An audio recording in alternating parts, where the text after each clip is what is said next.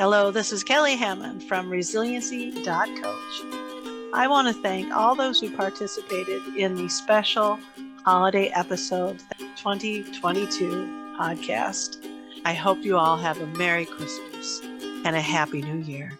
So my name is Kate LaVergne, and I'm here to share my Christmas miracle story with everyone today. My husband moved to the United States from Portugal when he was 4 years old. And like most families with immigrant children, didn't have a whole lot growing up as he was getting established. But something he did have were these two remote control trucks that meant the world to him. He played with them forever and a day. I heard about them even when we started dating. He would talk about them very nostalgically when you talk about old toys. And eventually, as he got older, as things do, they sort of got lost in the shuffle. And by the time we had our son, who had turned 6, he had also heard about these amazing miracle trucks. And so Christmas time came around, and my son is a very giving little boy. He's the type of little boy who every year wants to buy Santa a present, which is always quite a challenge to find just the right thing. And that year for Christmas, rather than anything for himself, the only thing he wanted Santa to bring was to give him the trucks my husband used to have so he could give them to his dad, which was both very sweet and led to me frantically calling and texting my husband's sister to ask her what the trucks looked like, and talking to my mother-in-law and trying to be as casual as possible in conversation with my husband to glean any details about these miraculous trucks that I may have missed before. And my Google search history was just truck after truck, a 1990s ShopRite remote control truck. Because of course the truck, one of them happened to come from a local grocery store chain. So therefore was not necessarily the most popular truck at the time. I went through dozens of eBay listings and secondhand sites. And finally I was able to find what I thought was right. I was sending pictures to my sister-in-law, and she and I agreed, we were pretty sure that these were the exact right trucks. And it just all came together so beautifully. The eBay seller, one of them even made sure that the truck not only worked and was in its box, but he sent me batteries to make sure that we could have it up and running on Christmas morning. He just wanted to help us make this great. And so Christmas morning rolls around, and I, of course, was up all night setting things up, trying to get everything in place, trying not to give away any more than I'm sure I already did. The surprise to my husband that Santa wasn't coming for Arthur this year. He was coming for his dad. And my son wakes up, runs into our room, wakes us up. We have to go check and see if Santa brought the surprise, because he knew I knew what he asked Santa for, but my husband wasn't allowed to know. And he grabbed us and raced down into the living room, and under the tree is a note next to these 2 narrow boxes. And Arthur, my son, does this thing where when he is very excited and happy, rather than just getting a big smile, he ping pongs off the walls. He's jumping up and down, dancing around. He knew what was in those boxes. And so he raced over and gave them to my husband. The note had said they were special gifts for his pie, Portuguese for daddy. And there was tears, there was laughter, there was me asking him to stop jumping on the couch because he was so excited. And there's a lot of great feelings that come when you are giving someone a gift. But the feeling that's even better than that is helping someone else be able to experience that giving feeling for the first time in a big way. So not only did my husband get this miracle Christmas gift, but for the very first time, my son got to experience what it's like to be Santa Claus while still experiencing and living the magic that's Santa Claus. It was very special. We actually, for that year, we went to see, there's a special Santa that we see every year. We will get our pictures done with him. And either because we're always running late or because Santa just loves us that much. We always end up being the last people there. And so Santa tends to walk us to the car. And so it was really special to see the conspiracy between Santa and Arthur about how they were going to make this happen. And I got to say, there's nothing that makes you believe in the magic of Christmas more than seeing someone plot something with Santa Claus and then having it come true. I was like, all right, we're good. We did something right here. Hello, I'm Kyle Spyrides. I'm from Australia. I actually live on the west coast of Australia, but at the moment I'm speaking to you from the east coast in Sydney. And I've got a lot of fond memories from Christmas. For me, Christmas is just such a uniting time for family. And I came to Australia over 20 years ago with just my mother. So I didn't have any other family members. But I was welcomed in and assimilated to an Australian family and grew up with them. And they welcomed me, and they look like, to this day, they look at me as family. So for me, that's a real fond memory. Another fond memory would be going back to South Africa, to my South African family, and spending time with them. And very lucky, I've got a big family. So, you know, and they come in all different sizes, shapes, and colors. And I'm able to connect with all of them and listen to their stories in a different, you know, in a unique way. The best presents I've gotten from family, really, you know, it probably sounds a bit, you know, cheesy, but those lunches where there's a big lunch and, you know, everyone's got, you know, a good few hours there, and you're able to spend time talking to each other and just sharing each other's memories, you know, going down memory lane and talking to each other about each other's visions and hopes and dreams and goals. And that's really, you know, a beautiful present every single time. All the presents that I've got, many of them I would have loved at the time and enjoyed, but when I think back, and maybe as I get older and hopefully wiser, it's the time that you spend with family, and you have your own counsel. You know, we all deal with our own thoughts and questions in our mind, but with family, you've got this opportunity to share and ask and then get curious about their lives and see how they're doing things. So I really look at family. Another part of it can be like a mastermind, you know, a mastermind of people that you love and care for. My name is Ingersoll. I am in Salt Lake City youth, and some of my favorite Christmas memories and or traditions are driving around, seeing the lights, and then singing Christmas carols and being with family. I love being with family. I love spending Christmas morning with my family and watching the face on my son when he opens his presents, and we discuss the true meaning of Christmas, and it just brings the family closer together. And I love all the different activities and seeing all the festive lights and holidays and how everybody else celebrates it inspires me. Hi everybody, greetings from Kingston, Jamaica. Well, I'm not in Jamaica currently, but I'm in the States. But I'm bringing greetings from Kingston, Jamaica, which is located in the Caribbean.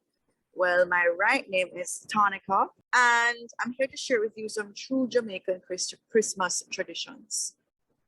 Have you ever always wanted to visit Jamaica, or have you visited Jamaica? Where have you been? Or should I say, have you visited Jamaica and have you experienced a true Jamaican Christmas? Or have you ever wondered how does the Caribbean or Jamaica celebrate our Christmas traditions? Well, we have lots of them, but I'm going to give you 6 today. So the 6 I'm going to be talking about are Christmas cleaning, Grand Market, Jean Canoe, the Jamaican pantomime, Christmas dinner, and Boxing Day. All right, so we're going to go through them one by one. So what is Christmas cleaning? So Christmas cleaning is where all Jamaicans would clean their offices, spring clean their offices, apartments, garage, homes, houses, you name it. And even the government, right? They would spring clean the roads, the shelters, public hospitals, They would paint it with different paints, and let the holiday cheer look jolly, let the day look jolly. So it's usually done on Christmas Eve or 3 days before Christmas, like the 21st, 2nd, 3rd. For me and my family, when I was living in Jamaica, I'm always Christmas cleaning. I'm always helping, washing dishes, hanging up curtains, or that sort of stuff, right? So, and it's very popular back in the countryside. I'm more in the town side, the what do you call it, the urban area. But the rural area, more the countryside, a lot of people is Christmas cleaning, decorating. Jamaica is known for fruits, vegetables, creativity. And when I was back in high school, I was a part of the events coordinating team. So we would use plastic bottles. We would often decorate the Christmas tree in high school. And we would use plastic bottles, cut them out, and put the pepper lights in them and wire them on to the Christmas tree, wire them onto the branch of the tree, that sort of stuff. So we Jamaicans are really creative. So just like how you Americans go Thanksgiving shopping, Christmas shopping, we use creativity. We use craft, from bottles to foil paper to wood to coconut skin to what you can think of, what you can think outside the box, to fish rods, everything you can think of outside the box, to hang up ornaments and decorations, and sew Christmas curtains and so forth. So moving from Christmas cleaning to grand market. So after people do their Christmas cleaning and so forth, grand market is where it's a popular Jamaican tradition.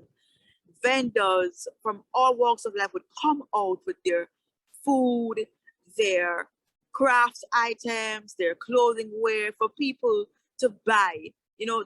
This always happens in the countryside. There's a popular countryside called Montego Bay. That's a popular tourist attraction, and a lot of the tourists would often come out and buy Jamaican items. And the colors of our flag is red, green, and gold. As you can see, I'm wearing green, decked out in green. So these craft vendors would make stuff from the flag colors and sell them to the public and so forth. So grand market is usually Christmas Eve. It starts on Christmas Eve and end on Christmas morning. So after grand market will be Christmas dinner. So we're going back up to Christmas cleaning. So usually on Christmas cleaning, people would normally season up their roast beef. So the Jamaican tradition is roast beef, chicken, ham, roti. So I know the American tradition for Thanksgiving is turkey, right? Jamaicans use turkey as well, but we use a ham. So just like y'all buy the turkey, we buy the roast beef, we buy the ham, we buy the chicken, we buy what is called sorrel.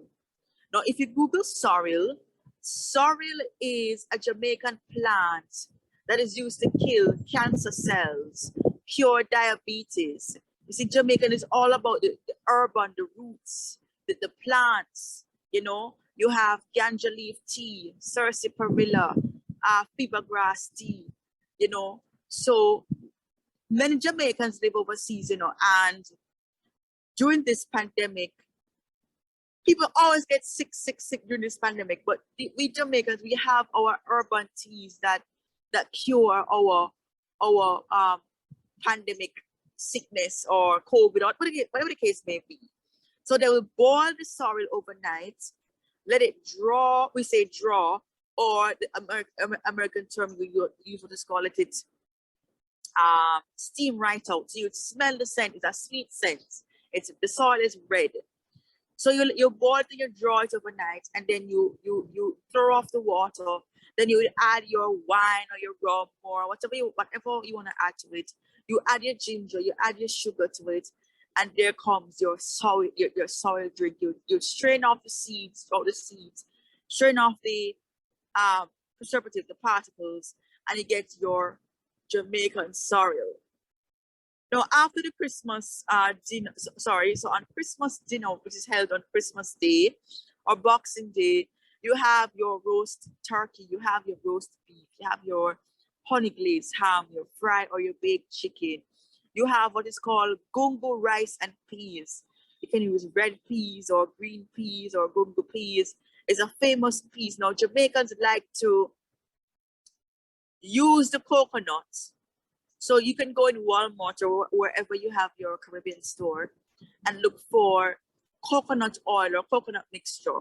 It comes in the tin or the sachet or the bottle. So some Jamaicans like to use coconut oil or coconut powder. But the real Jamaican would grate the coconut, blend it up, and pour it in the rice. You get that natural rice. I know some people's mouth is watering for this right now. And that's where you get a true Jamaican rice and peas.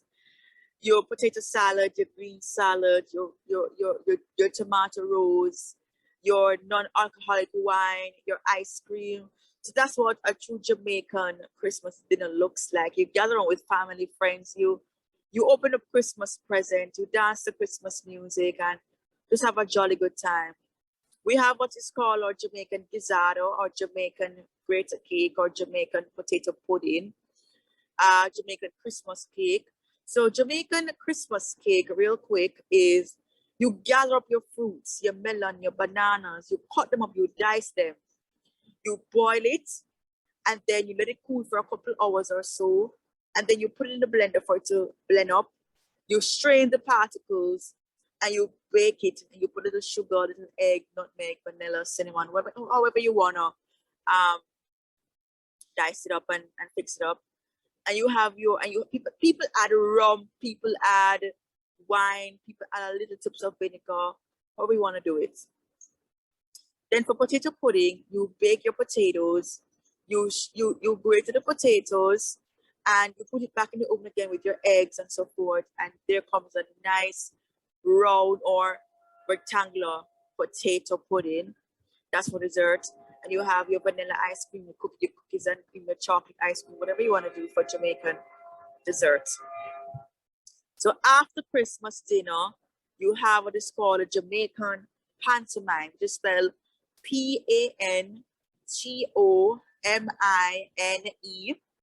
No, the Jamaican, so you want a little entertainment in your life. It has gotten a little boring, but it can be entertaining at some point. So the Jamaican pantomime stems from British colonial plays written by Shakespeare and these other playwrights in England.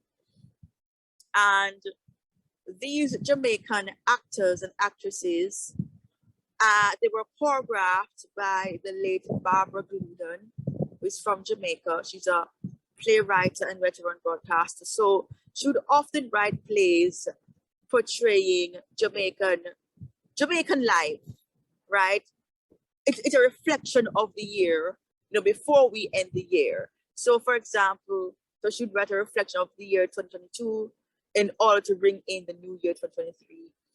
And this Jamaican play takes place on Boxing Day and ends the new year within May, because the actors and actresses travel overseas. It's a popular play. Thousands of Jamaicans and tourists come and view this play. And I must say, these actors and actresses, they go to New York, where else? I forgot, but I know they visit New York, other parts of the Caribbean to sell this play, and it's a big turnout. It's a huge, thousands of people turn out to this play. And the last one is what we call Jankunu. Now, Jankunu is spelled Jankunu, or some person spell it Noo. Now, Jankunu is a popular Jamaican street dance, which is celebrated on Boxing Day, right? So Jankunu is a dance. It scares me. It scares me a lot. But it's a dance. You have different characters like belly woman, donkey. I forgot out of my head, but those two are the characters. Yeah, we're about 6 to 12 characters. They would parade around Jamaica, the entire Jamaica, with the band, and the tourists would march around with the band and dance and take pictures and so forth. It's a real funny dance. It's a real funny character movement. And the last one is Boxing Day. Now, Boxing Day is celebrated parts of Florida, part of the Caribbean, right? So Boxing Day is a day after Christmas Day, the 26th, right? So on this day, so your tummy is filled up after this day. You're tired from Christmas cleaning, tired from cooking, and you want to rest on this day. So it's a day of rest and a day of gratitude. And that's my contribution for a true Jamaican Christmas tradition. My name is Stephanie. I'm also known as the Giving Gal. I practice giving a gift every day. And one of my favorite times that we talk and we share about giving is at Christmas. And several years ago, maybe it's been 5, I don't know, I don't keep track. My best friend since kindergarten, which I love that. I have a friend since kindergarten. She invited me to her house with her mom, her 2 aunts, her daughter, and now there's a couple other people that sprinkled in, and they do a baking weekend. It starts on Friday, it goes till Sunday, and they are serious. We are working the whole time, and by the time we get to Sunday, we have baked thousands of cake pops and cookies and different candies. And what I love about it is my friend works in a school system. And so she's held different positions. And so a lot of what we bake is given back to her teachers and the administrators and the custodians. Anybody who is serving at that school gets cookies. Her mom loves to take them out into the community. Really, anybody who is serving our community that may not be seen, and going to nursing homes. And then me, myself, my husband, I'm a police wife. And so I send and make care packages for all the people on my husband's team. And what I love about it is, one, people are so grateful. They're so grateful. There's one thing about buying somebody a gift or giving a gift card, but they love. Now, I mean, this is a tradition. My friend's been doing it for years. And so there's this little expectation, but there's also this excitement and there's this gratitude about just being seen and us doing something so special for them. People, it's funny, people will come back and ask, do you have any extras? And so a lot of times if we have leftovers, we can send them home to their family. But I think the biggest thing is just this gratitude that we see people pour out for something that's a sinful gift. We all can do that, maybe not to the extent or the extravaganza. We started calling it our Christmas cookie extravaganza that we do, but I think it's just a way to say thank you, and then we get so much in return because people are so joyful and they're excited and they can't wait for that time of year to get these special deliveries of cookies and baked goods and treats that we've made. And people also, so her aunts take them into work and give them to customers and that sort of thing. So it's great. My name is Louise ZoBell. I live in Alberta, Canada. I got a calling to do the live nativity for our stake, and honestly that scared the bejeebers out of me because I'm not very good at asking people to do things. I'm good at doing stuff myself. What is that called? Delegating. So they had called my husband and I in, and I thought it was because he was going to get a calling, and then I got this calling. And I was so upset that I never spoke to him the whole way home. And I got home and I was in my bathroom and I said, Heavenly Father, I need help and I don't even want to talk about it. That's honestly my whole prayer. I said that prayer. I went to bed. I covered my head. And within 2 minutes, I had an answer. Within 20 years, you're going to be doing things that are way beyond your comfort zone. And, I asked you to do this and I can help you with it. So I thought about that a lot because within 20 years, I was doing Dominican Starfish Foundation. I got married at 18, and the times when we had not very much, 8 kids, but not very much. And we would just put $100 in an envelope and give it to someone anonymously. And We have started in 1975 to support missionaries. So that's 47 years. Haven't missed 1 month, not 1 month, so Heavenly Father blesses us if we help others and when we help others. Hi, I'm Rhonda Reuther, and I'm from Pensacola, Florida. Christmas, we always have a tradition, and it might sound kind of crazy to some people, but every year we have a gift. I give my children, and now my children are giving to their children, but it's the smallest gift that you can either make it or you can buy it, but it needs to be able to sit in the palm of your hand, and you wrap it until it fits into a huge box, and you tape it. You can glue it, you can tape it, you can't staple it, but you can use like the Gorilla Glue or duct tape or whatever, and they're not allowed to use anything but their fingers to open this gift. So it's kind of a crazy tradition, but it's fun. It can be a prank gift, but it doesn't have to be. Last year I actually gave my daughter a pair of earrings. So I mean, but it can't be any bigger than the palm of your hand. Just something small. You can make something, because we're real artsy and craft family and stuff. Or you can buy something. To us, and to a lot of families that I know, money is, you can make something and it means more than you going out and buying something. Hi, everybody. My name is Bonnie Hardie. I am coming to you from Orlando, Florida. Christmas was always really cool. What we did growing up in my family, our regular tradition was the weekend after Thanksgiving was when we put up the Christmas tree. So it was, we all had like our own special ornaments, because I think like when we were born, our parents made us all special ornaments that had like our picture on them and stuff like that. So then we had our own ornaments that we didn't actually get to keep them, so we didn't lose them or anything.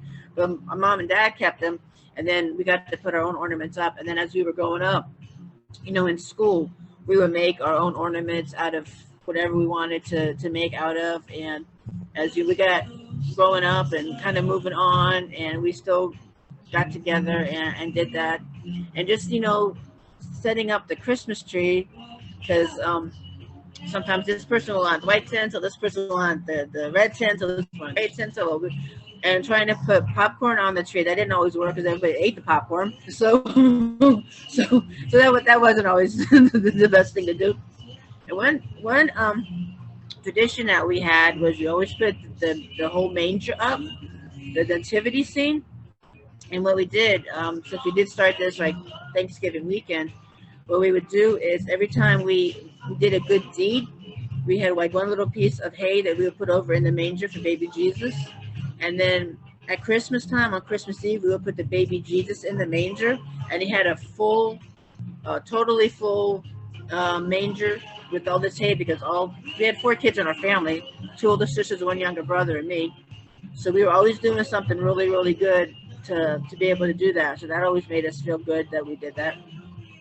And also, our house was like, Santa Claus visited our house early on Christmas Eve. We actually had somebody who dressed up as Santa Claus, and he would come visit our house, and somehow or another they made like reindeer noises on our roof. And I lived in South Florida, so we didn't have any snow or anything for them the reindeer to walk through the snow, but they somehow or another they made reindeer noises on the roof. And all the parents would give a toy. They had one spot where they put the toy to so-and-so from Santa. And then we would take it out there, and Santa would actually give the toys to them. So that was really, really cool that, Santa Claus is visiting my house. So all the neighbors came to our house. So you would see cars all down the whole road in front of our house. So that was something really, really cool that we did that. And right now, I've got a 3-year-old great niece. So she's almost ready to celebrate another Christmas and Thanksgiving. So now she's getting to the age where she, knows a little bit about who Santa Claus is. So now I'm getting ready. I'm watching like my nephew and his wife start their own Christmas traditions. So that's really, really sweet. That's really, really cool for me to see.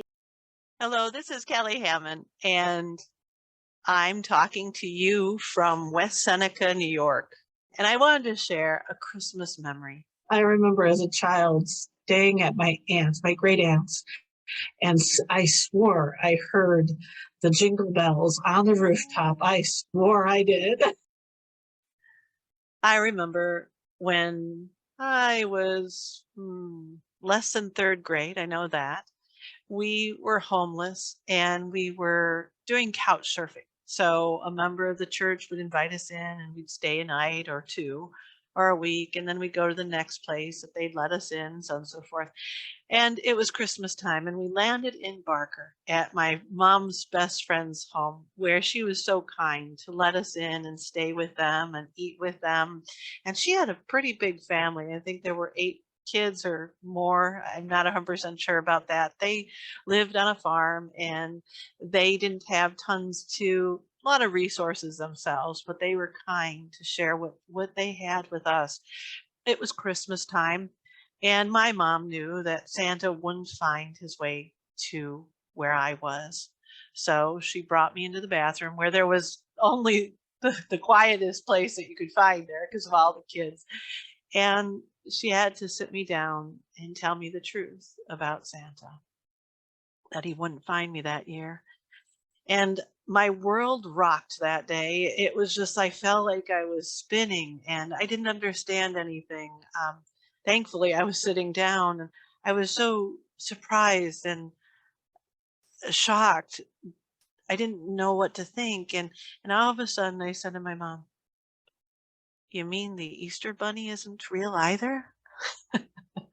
Anyway, so that Christmas was going to be pretty dismal for my mom and I, especially for her as a mother, and she couldn't get me the gifts. And of course that family wouldn't be able to afford many for their own children.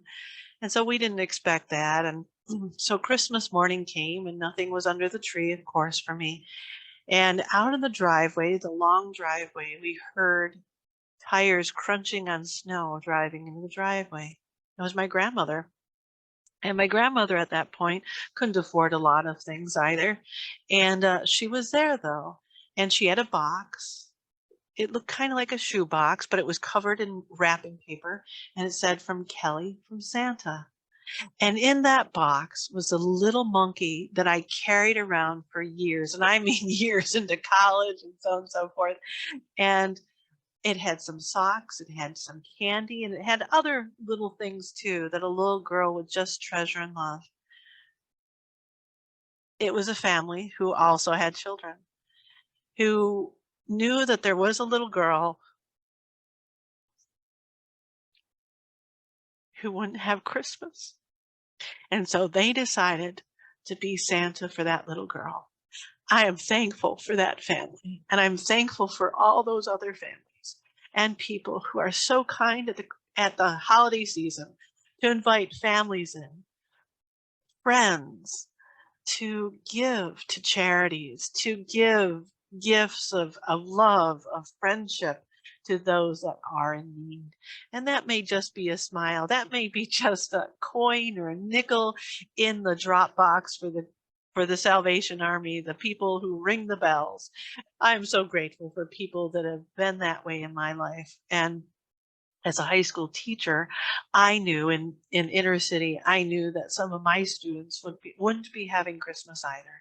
And so every year I made sure I had something little, nothing big, but something little for Christmas for them, to show them that somebody cared and that there was something for them. I hope you all have a Merry Christmas and a Happy New Year.